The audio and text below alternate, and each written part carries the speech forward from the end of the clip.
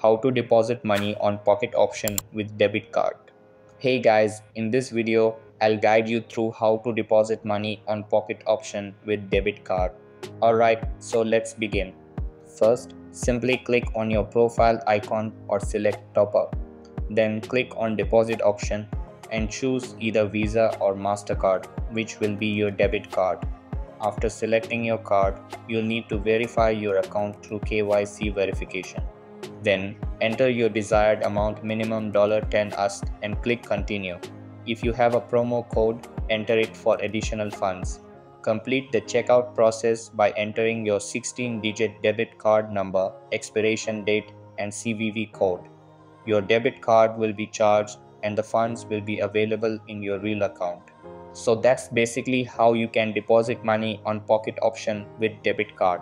So that's all for this video. Consider subscribing if you find it helpful, and I'll see you in the next one. Thanks.